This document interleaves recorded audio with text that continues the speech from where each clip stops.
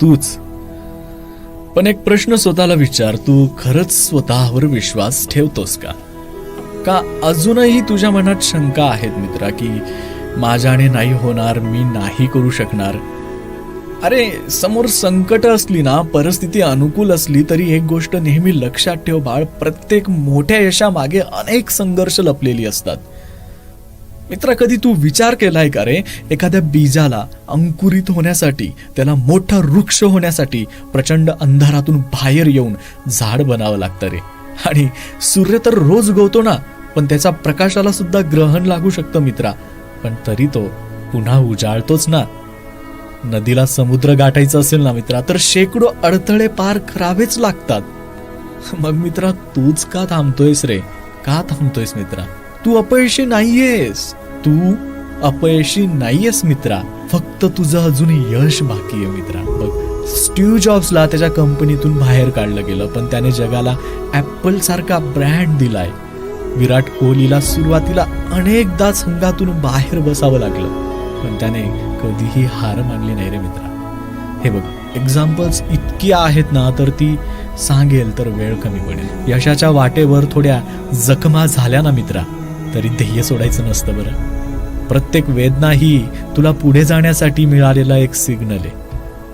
तुला राग येतोय मित्रा, राग किती पटकन येतो नाही का? कधी कोणी अपमान केला, कधी चुकीचं वागलं, कधी आपल्या मेहनतीचं कोणी कौतुकही केलं नाही, तरी राग येतो. त्या क्षणी वाटतं अपमानाचा बदला घ्यावा, जोरात उत्तर द्यावं, कोणाला तरी ठणकावून सांगावं. पण थांब, तुझा हा राग तुझी शक्ती आहे मित्रा, तीच तुझा नाश करू शकते. तुला रागाचं विज्ञान माहितीये का? जेव्हा तुला राग येतो ना मित्रा, तेव्हा तुझ्या मेंदूत ॲड्रेनालिन केमिकल रिलीज होतं, शरीर तापतं, हृदय वेगाने धडधडतं, डोकं जळतं आणि तू चुकीचा निर्णय घेतोस. त्या क्षणी जर थोडा वेळ शांत राहिलास ना मित्रा, तर विचार करू शकतोस तू, तर तुला कळेल की तुझा राग तुझ्या फायद्यासाठीही वापरता येऊ शकतो. इतिहासातील अनेक उदाहरणे आहेत. छत्रपती शिवाजी महाराजांचं उदाहरण आहे. अफजल खानाच्या भेटीच्या वेळी त्यांना प्रचंड राग आला असेल, पण त्यांनी शांत डोक्याने विचार करून योग्य वेळ साधली. महाभारतातील अर्जुन रागाच्या भरात निर्णय घेतला असताना तर युद्ध हरला असता, पण त्याने भगवान कृष्णांच्या सल्ल्याने संयम ठेवला आणि शेवटी युद्धात विजय मिळवला. बघ, अब्राहम लिंकनला अपमान सहन करावा लागला, पण रागात उत्तर देण्याऐवजी त्याने संयमाने संधी शोधली आणि शेवटी त्याने अमेरिकेचा इतिहास बदलून काढला. रागावर नियंत्रण कसं मिळवायचं, आता हा प्रश्न पडला ना, तर बघ, 10 सेकंद थांबायचंय. कोणी अपमान केला ना, तरी बोलण्याआधी 10 सेकंद थांबून विचार करायचाय. रागाला ऊर्जेत बदलायचंय. तुला चुकीचं वागवलं गेलं, तू चुकीचं वागून गेलास, मग तू स्वतःला सिद्ध कर ना मित्रा, तू त्यांच्यापेक्षा मोठा आहेस. मौन शक्ती आहे. वाद घालणाऱ्याला उत्तर न दिल्यास तोच हतबल होतो. फायदा तोटा याचा विचार कर. राग व्यक्त करून तुला यश मिळणार आहे का मित्रा? नाही ना. स्वतःला तू स्पर्धक मान, इतरांवर नाही रे. तुझी शर्यत इतरांबरोबर नाहीच आहे.